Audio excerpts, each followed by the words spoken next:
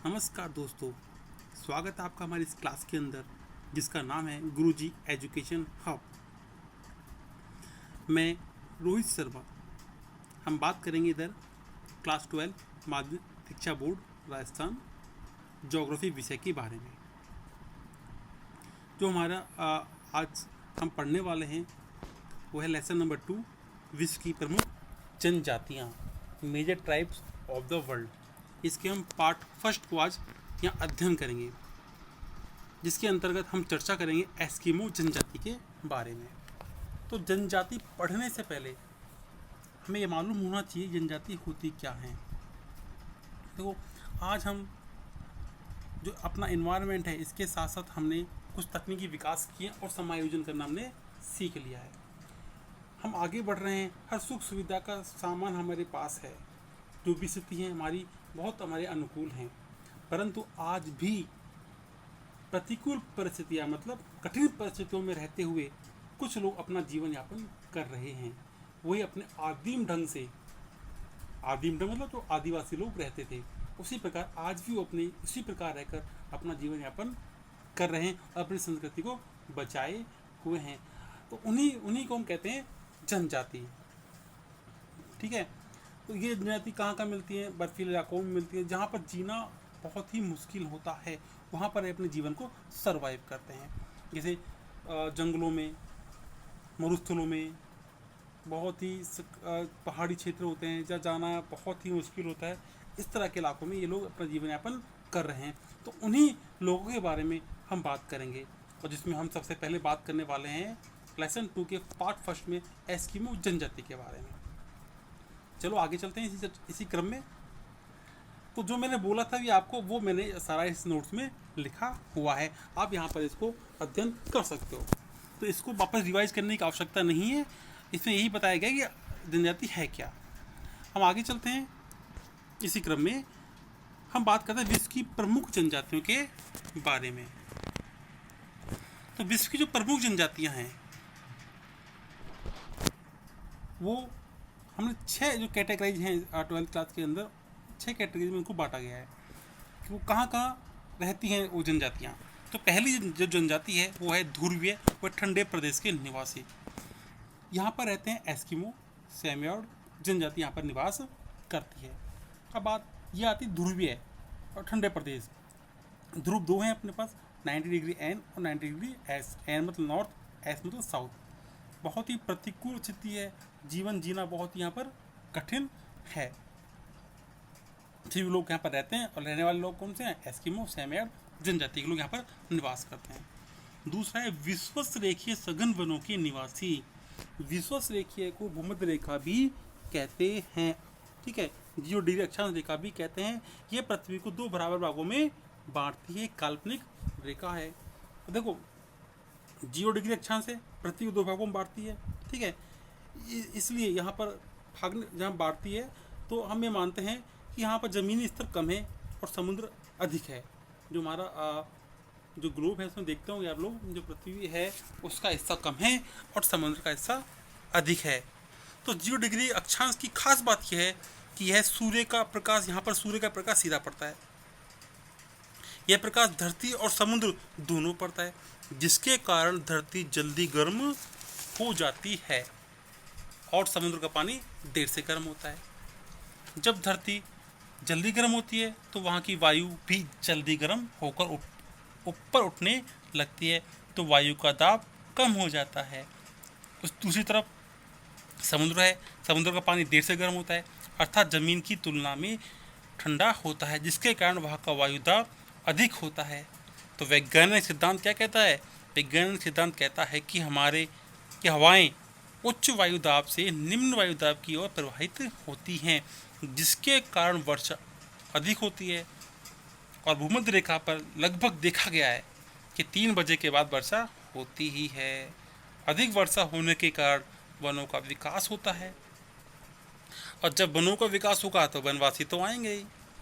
तो ऐसे वनवासी कौन है? पिग्मी सेमांग सकाई जनजाति यहाँ पर निवास करती है। थर्ड नंबर है आपका उष्ण व शुष्क कालाहारी मरुस्थल के निवासी। कालारी मरुस्थल का हम तो अब आगे चैप्टर पढ़ते जाएंगे तो इसके बारे में डिटेल आती जाएगी, है ना। फिर भी आपको बता दूं, कालारी मरुस्थल अफ्रीका महाद्वीप में आपको मिलेगा। यहाँ पर निवास करती हैं बुशमैन जनजाति।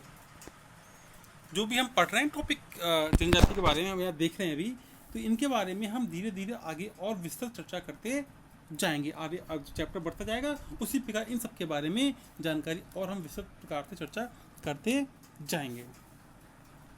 और इन सभी को मैं आपको पहले मैप में भी दिखाऊंगा कि कौन सी ध्रुवीय प्रदेश कहाँ, मतलब कैसे एस्किमो जनजाति यहाँ निवास करती है, पिग्मी यहाँ निवास करती है। तो पूरा वर्ल्ड का जो मैप है उसमें मैं एक एक चीज़ को आपको डिटेल से बताने वाला हूँ।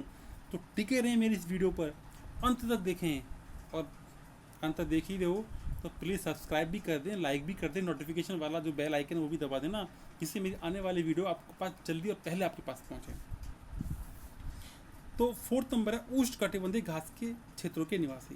यहाँ पर निवास करते हैं मसाई बद्दू जनजाति। 5th है समशीतोष्ण कटिबंधीय क्षेत्रों के निवासी। यहाँ पर किर्गिज जनजाति निवास करती है। दुर्गम पहाड़ी व पठारी क्षेत्रों के निवासी। यहाँ पर भील, गौंड, संताल, मीणा, नागा जनजाति निवास करते हैं। तो ये हमने जनजातियाँ यहाँ पर देखी हैं। इनको 6 कैटेगरी में हमने डिवाइड किया, कहाँ का कैसे कैसे क्षेत्र हैं और वहाँ पर कौन कौन जनजातियाँ निवास करती है। चलो आगे चलते हैं। अब हमने क्या किया, यहाँ के 10 प्रमुख जनजातियाँ ली हैं, ठीक है। वो कहाँ पर निवास करती हैं।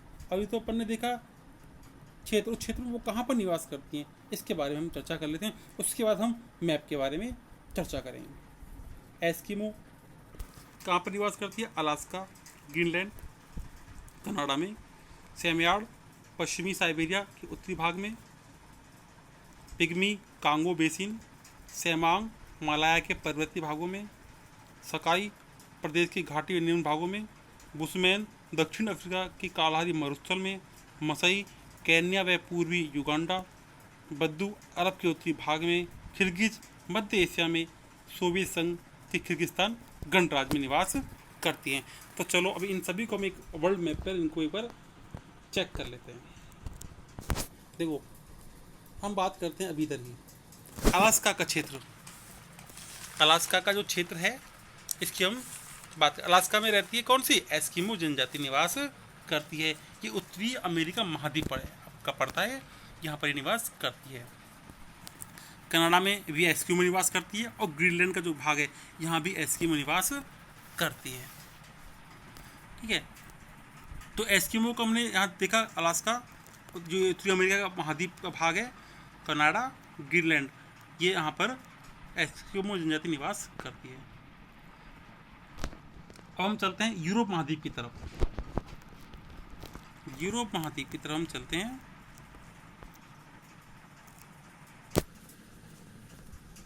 ये वाला पार्ट देखते हैं। तो यूरोप महाद्वीप में जो स्वीडन, नॉर्वे, फिनलैंड जो इलाका है, यहाँ पर एस्किमो जनजाति निवास करते हैं। पर एस्किमो को यहाँ पर लैप्स बोला जाता है। क्या बोलते हैं एस्किमो के यहाँ पर, लैप्स। कौन कौन से इलाके हैं ये यूरोप महाद्वीप के, नॉर्वे, स्वीडन, फिनलैंड, ये इलाके हैं जहाँ पर एस्किमो पाई जाती है और एस्किमो को लैप्स बोलते हैं यहाँ पर, ठीक है। चलो अब चलते हैं एशिया महाद्वीप की तरफ। अब एशिया महाद्वीप में जो रसिया वाला क्षेत्र है, रसिया में पश्चिमी जो साइबेरिया है आपका, यहाँ पर सेमेट जनजाति निवास करती है, जो आपको दिखाई दे रहा होगा अभी। मैं आपको टिक करके देता हूँ, ये वाला जो इलाका है, ये वाला ये साइबेरिया का इलाका है और साइबेरिया में पश्चिम साइबेरिया की तरफ हम चलते हैं, ठीक है। तो यहाँ पर सेमेट जनजाति निवास करती है, ठीक है। ये आपका कहलाता है एशिया महाद्वीप का क्षेत्र। अब एशिया महाद्वीप के दक्षिण की तरफ हम चलते हैं, तो दक्षिण में पड़ता है किर्गिस्तान गणराज्य, जो यहाँ पर किर्गिज जनजाति निवास करती है। और हम चलते हैं दक्षिण अफ्रीका महाद्वीप की तरफ। ये वाला जो पार्ट है अफ्रीका महाद्वीप का पार्ट है, इसकी हम चर्चा करेंगे। तो अफ्रीका महाद्वीप में आप देख रहे होंगे अंगोला, नामीबिया, दक्षिण अफ्रीका, ठीक है, और बोत्सवाना, ठीक है। यहाँ पर बुशमैन जनजाति निवास करती है। और इसके ऊपर थोड़ा पिग्मी, आप देख रहे होंगे पिग्मी, ठीक है, कांगो का क्षेत्र कहलाता है ये। तो यहाँ पर क्या है, कांगो क्षेत्र में कांगो एक नदी थी, वो बहा करती थी, कांगो नदी जो काफ़ी प्रसिद्ध नदी थी। तो इसके जंगलों में पिग्मी जनजाति निवास करती है, ठीक है। और ये समझ में आ गया आपको। केन्या, जो केन्या में है, यहाँ पर मसई जनजाति निवास करती है।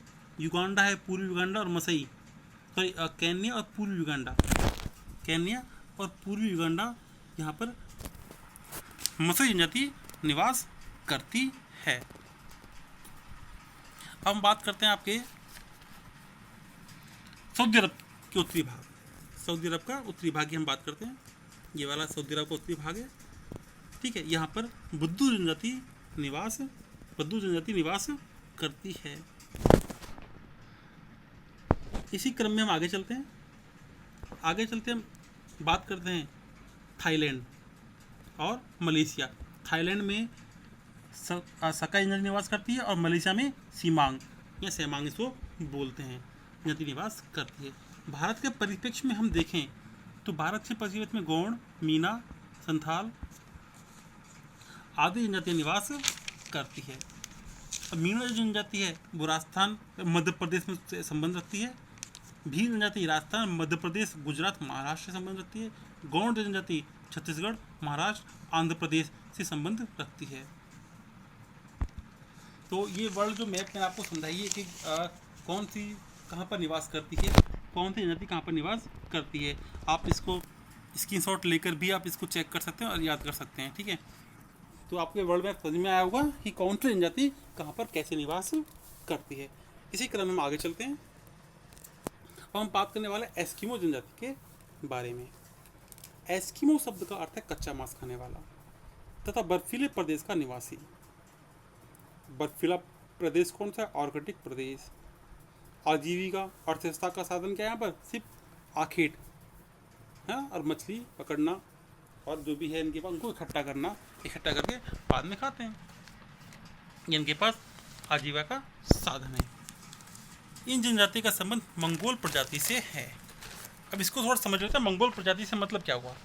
जिस प्रकार हम भारत में रहने के कारण भारतीय हैं, उसी प्रकार मंगोल इलाके के लोग मंगोल कहलाते हैं।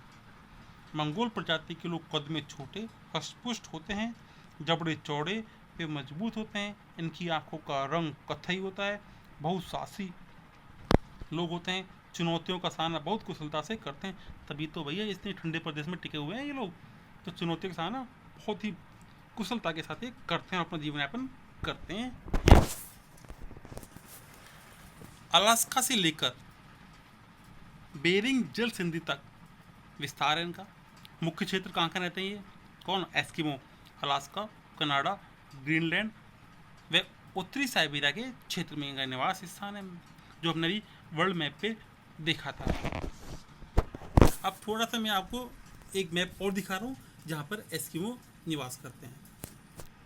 देखो, अलास्का का क्षेत्र, कनाडा, ठीक है, यहाँ पर ग्रीनलैंड, यहाँ पर एस्किमो जनजाति का निवास स्थान है। इसी क्रम में आगे चलते हैं। उत्तरी कनाडा और ग्रीनलैंड में एस्किमो, उत्तरी कनाडा और ग्रीनलैंड में एस्किमो बोलते हैं। स्कैंडिनेविया में एस्किमो को लैप्स बोलते हैं। उत्तरी साइबेरिया में सैमयार्ड, याकूत, चक्री, पेतुंग नाम से जाना जाता है। इन क्षेत्रों में कठोर जलवायु, वार्षिक औसत तापमान 0 डिग्री सेल्सियस, वर्षा हिम के रूप में होती है, ग्रीष्मकाल लघु होता है, मतलब गर्मी छोटी सी आती है। गर्मी नहीं, यहाँ पर इनको बसंत काल बोला जाता है, क्योंकि बसंत काल में आपने देखा होगा जब बारिश होती है तो हल्की हल्की ठंड सी महसूस होती, गर्मी भी होती है और हल्की ठंड हमें महसूस होती रहती है। तो उसी प्रकार यहाँ पर जब ग्रीष्म काल आता है तो समय भी सर्दी भी रहती है, तो बसंत काल का सा ये फील देती है। वनस्पतियाँ कौन कौन सी है? शैवाल, लाइकेन प्रमुख हैं यहाँ की। भालू, जो जीव जंतु हैं जो इनके संग रहते हैं, इनका शिकार करते हैं, इनका उपयोग करते हैं। भालू, लैमिंग चूहे जैसे आकृति का होता है, मैं आपको इसकी पिक्चर दिखाने वाला हूँ लैमिंग की। खरगोश, कस्तूरी मृग, जो मृग होता है, आप देखा होगा आपने कैरीबाऊ की पिक्चर दिखा दूंगा मैं आपको। आधे जंतु पाए जाते हैं इनके आसपास। तो देखो हम लैमिंग की बात करते हैं पहले, कि पिक्चर देखिए आपको चूहे जैसे आकृति का, ये है लैमिंग कहलाता है। और ये कैरीबाऊ है, ठीक है। चलो अब आगे चलते हैं। एस्किमो के मकान जो होते हैं बर्फ़, पत्थर, हड्डियों व खालों के बने होते हैं। शीतकाल में बर्फ़ के मकान बनाते हैं जिन्हें इग्लू कहते हैं।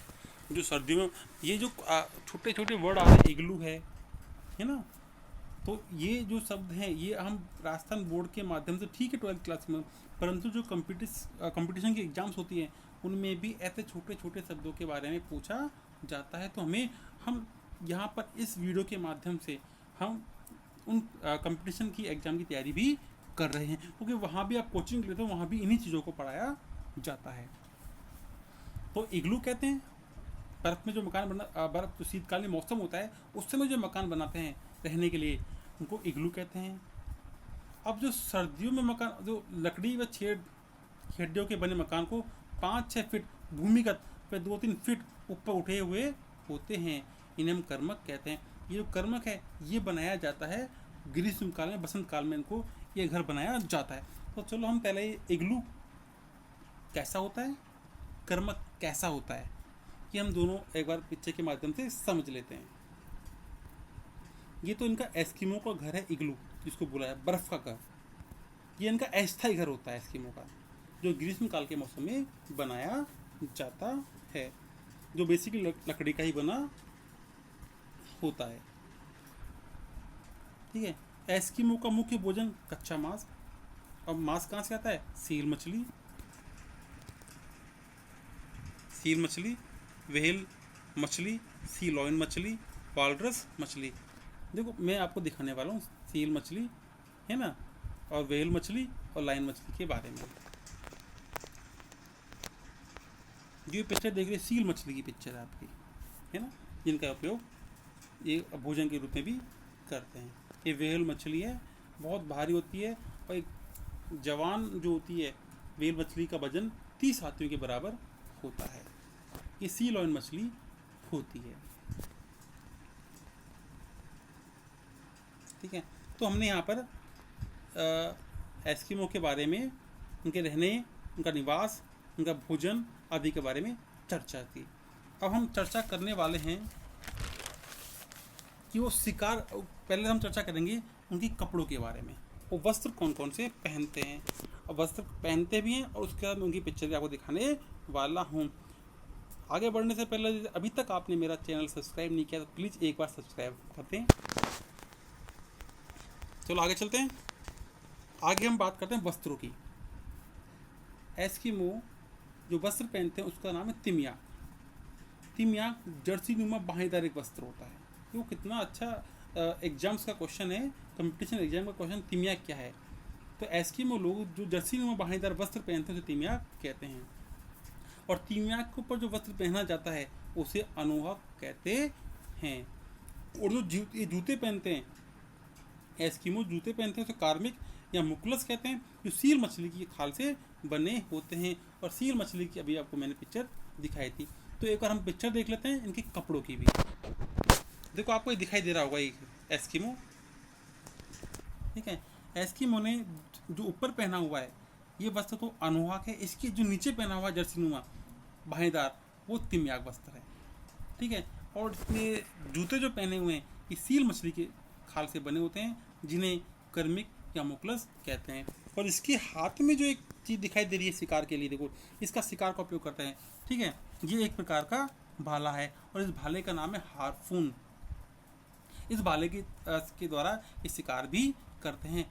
इसका सील मछली का शिकार किया जाता है। और कैसे शिकार करते हैं, शिकार का तरीका क्या है, हम अब नेक्स्ट टॉपिक में पढ़ने वाले हैं।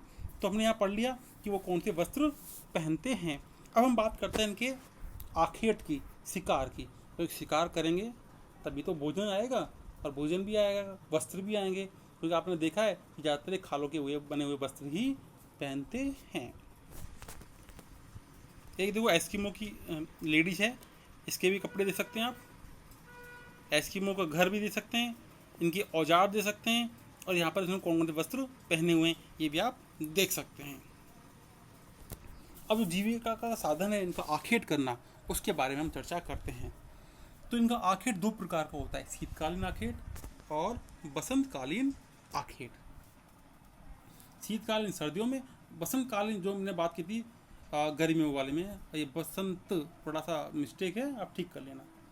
तो शीतकालीन आखेट है, इसकी दो विधियाँ हैं। पहली विधि है माऊपाक विधि, दूसरी इत्रुपाक विधि। तो हम पहले पढ़ेंगे माऊपाक विधि के बारे में। तो जो माऊपाक विधि है, इस विधि में सिर्फ एक ही आदमी की आवश्यकता होती है, जबकि इत्रुपाक विधि में दो आदमियों की आवश्यकता होती है। देखो अब कैसे है, आप पढ़ लेते हैं एक बार इसी को और समझ लेते हैं। जो माऊपाक विधि है, माऊपाक का शाब्दिक अर्थ होता है प्रतीक्षा करना, अर्थात एस्किमो शीतकाल में आखेट करने के लिए नदियों व झीलों पर जमी बर्फ में छिद्र कर देता है। अब छेद होगा, उसके अंदर वो एक हड्डी को लटका देते हैं। फिर सील मछली क्या करती है, सांस लेने और भोजन के लिए तलाश में वो ऊपर आती है।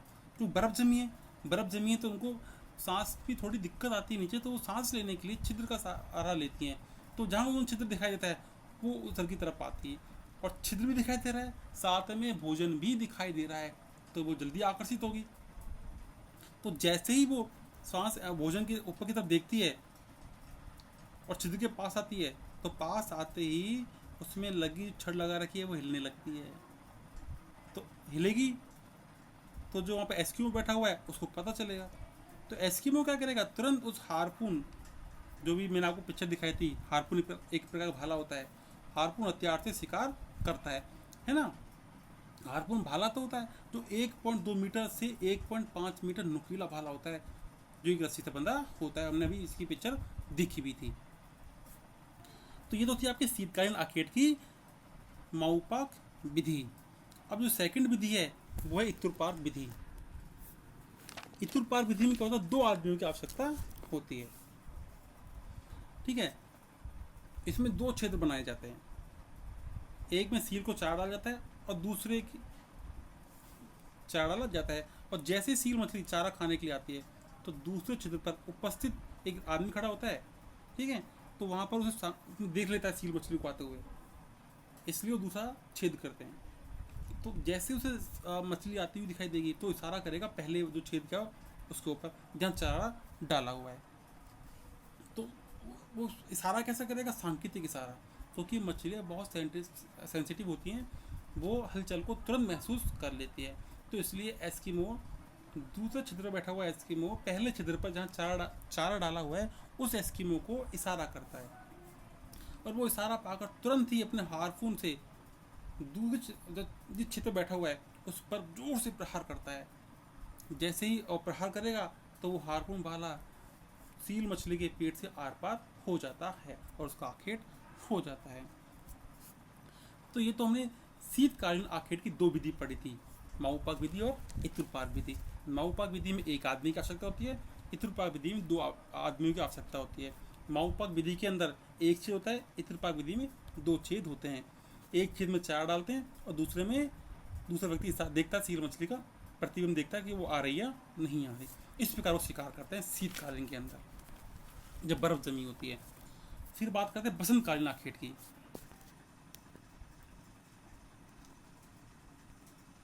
बसंतकालीन आखेट, सॉरी मैं इसकी पिक्चर लेना भूल गया। फिर मैं आपको बता दूँ बसंतकालीन आखेट के बारे में। ये मार्च के महीने में होता है, मार्च में गर्मी पड़ती है जल्दी। तो इस प्रकार की आखेट को उतोक कहते हैं, जैसे हमने यहाँ पर लिखा हुआ है। बसंतकालीन आखेट में करते उसे उतोक कहते हैं। जो मैं बोल रहा हूँ उसके नोट्स आप बना लें, ठीक है।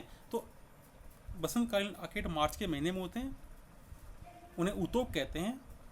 इस आखेट के लिए कयाक, नाव व हार्पून का उपयोग करते हैं। कौन सी नाव चाहिए, कयाक नाव होती है, जिसकी पिक्चर में दिखाने वाला को, और हार्पून जो भाला है उसका उपयोग करते हैं। और कैरी बाय जो होता है, बारहसिंगा के रूप में जो होता है, उसका शिकार करना है तो धनुष बाण का उपयोग करते हैं। देखो ये रहा, ये इसकी जो एस्किमो में बैठा हुआ है इसके हाथ में हार्पून भाला है, और जिस नाव पर बैठा हुआ है वो कयाक नाव है। जो कयाक नाव है 5 मीटर लंबी होती है और 1.5 मीटर चौड़ी होती है, ठीक है। इसमें एक ही व्यक्ति इस बार में आ सकता है बस। ठीक है, बैठ के इस पर शिकार करते हैं। कब? बसंत काल में। अब हम बात करते हैं कि यंत्र और उपकरण, कि ये कौन कौन से यंत्र और उपकरण का उपयोग करते हैं शिकार के लिए, अपने जीवन के लिए। तो जो यंत्र और उपकरण है उसमें पहला है इसका कयाक। कयाक अपनी बात की थी अभी, जिस पर बैठकर ये शिकार करते हैं बसंत काल के मौसम में। तो कयाक चमड़े की नाव होती है जो 5 मीटर लंबी और 1.5 मीटर चौड़ी होती है। दूसरा है उमियाक यंत्र, जो बड़ी नाव है, व्हेल मछली का शिकार करने में काम आती है। बड़ी मछली का शिकार करना है तो बड़ी नाव चाहिए, और इसमें एक साथ कई एस्किमो आ सकते हैं। फिर हार्पून, हार्पून है भाला का नाम है, जो सील मछली का शिकार करने के लिए काम में आता है, जो एक रस्सी से बंधा होता है। ठीक है। स्लेज, बर्फ पर चलने वाली बिना पहिए की गाड़ी होती है, जिसे कुत्ते व रेंडियर खींचते हैं। स्लेज गाड़ी बनाने के लिए वालरस मछली की हड्डियों का प्रयोग किया जाता है। ठीक है। ये बर्फ पर चलाने के लिए जो यूज करते हैं ये गाड़ी, उसका नाम क्या है? स्लेज है, जिसे कुत्ते या रेंडियर खींचते हैं। देखो मैं आपको दिखा दूँ यार, ये तो रेंडियर उसे खींच रहे हैं एस्किमो की गाड़ी को। ठीक है, ये देखो रेंडियर यहाँ पर खींच रहे हैं बर्फ पे, ये गाड़ी को आसानी से अपन खींच सकते हैं इसके ऊपर। यहाँ पर भी रेंडियर इनकी जो बनी हुई गाड़ी है स्लेज, इसको खींच रहे हैं। अब बात करते हैं कि समाज और संस्कृति, इनका समाज और संस्कृति कैसी है, कैसे समाज में रहते हैं और कैसे अपना जीवन यापन करते हैं समाज के अंदर रहकर। एस्किमो छोटे छोटे समूह में रहते हैं, घुमक्कड़ जीवन व्यतीत करते हैं। समाज पितृसत्तात्मक होता है, अर्थात पुरुष प्रधान होता है। यह जनजाति जादू टोनों पर विश्वास करती है। जब कठोर शीतकाल आता है तो भोजन की कमी होगी, और भोजन की जब कमी होती है तो यहाँ के जो बुजुर्ग होते हैं वो आत्महत्या कर लेते हैं। एस्किमो जिस भाषा का उपयोग करते हैं उसे एल्यूट भाषा कहते हैं, और एस्किमो में बहुपत्नी प्रथा भी प्रचलित है। अब भाई जैसे जैसे तकनीक का विकास हो रहा है तो क्या हो रहा है सर, देखो 1960 के बाद अमेरिका व यूरोपीय लोगों से संपर्क बढ़ने के बाद अब एस्किमो आग्नेयास्त्रों व बंदूकों का उपयोग भी शिकार करने में करते हैं। कयाक के स्थान पर मोटर चालित नाव व स्लेज के स्थान पर स्नो स्कूटर का उपयोग करते हैं। ये हमने जानकारी प्राप्त की थी एस्किमो जनजाति के बारे में। उम्मीद करता हूँ जो भी मैंने एस्किमो के बारे में आपको बताया है आपको समझ में आया होगा।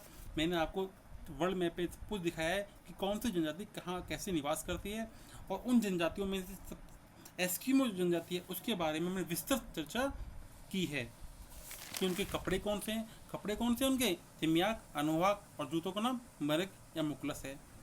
कौन कौन से आखेट की विधि करते हैं, आखेट 2 प्रकार का होता है इनका, शीतकालीन और बसंतकालीन आखेट है। शीतकाल की 2 आखेट हैं इनके, माउपाक और त्रुपाक विधि है। ठीक है। और कौन कौन से यंत्र उपयोग में लेते हैं, कयाक है, उमियाक है, हार्पून भाला है, स्लेज है ना। ये इस तरह की हमने चर्चाएं की, जानकारी प्राप्त की। पसंद आई हो आपको मेरे द्वारा दी गई जानकारी तो प्लीज़ कमेंट्स करके बताएं, लाइक करें, सब्सक्राइब करें, अपने दोस्तों के साथ शेयर करें। फिर भी कुछ आपको लगता है कमी है वीडियो के अंदर, कुछ और सुधार इसमें किया जा सकता है, तो कृपा करके मुझे कमेंट्स करके बताएं। मुझे आपके कमेंट्स, आपकी राय का से दिल से इंतज़ार रहेगा, और मेरे इस चैनल को आगे ग्रोथ करने में आप मेरा पूरा सहयोग करोगे। आपके सहयोग की मैं कामना करता हूँ, अपेक्षा करता हूँ। आज के लिए इतना ही। अगली वीडियो में हम किसी और जनजाति के बारे में विस्तृत चर्चा करेंगे। आपको उम्मीद दिलाता हूँ आपको अच्छे से और अच्छे समझाने की पूरी कोशिश करूँगा, क्योंकि हमारा उद्देश्य है एग्ज़ाम्स में अच्छे मार्क्स लाना, उसी पर हम काम करेंगे। आज के लिए इतना ही। धन्यवाद। जय हिंद, जय भारत।